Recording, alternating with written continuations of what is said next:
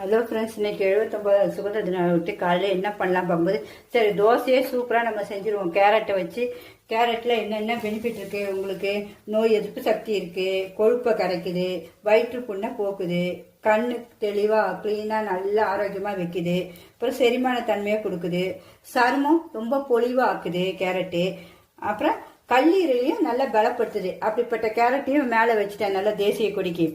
அப்புறமேட்டு திருப்பி நம்ம பக்காலின்னு பார்த்தா அதுவும் ரொம்ப ஸ்ட்ரென்த்து. 100% ஏ சத்து, சி, கே எல்லாம் இருக்குது, நார் சத்து இருக்குது.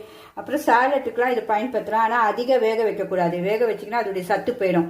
இவ்வளோ இருக்கிறத நம்ம தோசையாகவே செஞ்சு நம்ம சுதந்திர தினம் கொண்டாடிடலாம். பார்த்தீங்களா சூப்பராக.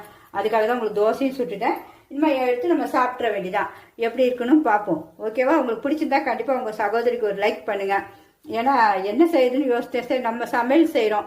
நம்ம சமையல் குறிப்பிலேயே நம்ம அழகாக தேசிய கொடியை கொண்டாடிடுவோன்ட்டு கொண்டாட ஆரம்பிச்சிட்டேன். ஓகே ஃப்ரெண்ட்ஸ், உங்கள் ஃப்ரெண்ட்ஸ் ரிலேட்டிவ்ஸ்க்கும் இதை ஷேர் பண்ணுங்கள். பிடிச்சிருந்தா கண்டிப்பாக ஒரு லைக் பண்ணுங்கள். இப்போ நம்முடைய தோசையை எடுத்துருவோம். சூப்பராக முருங்கல் தோசை எவ்வளோ அழகாக வந்துருச்சு பார்த்தீங்களா? நம்ம சுதந்திர தின விழா கொடியை நம்ம அப்படியே தோசை ஆகிட்டோம்.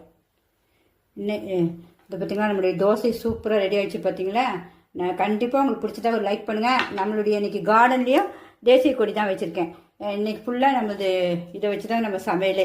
ஓகே ஃப்ரெண்ட்ஸ், பாய்.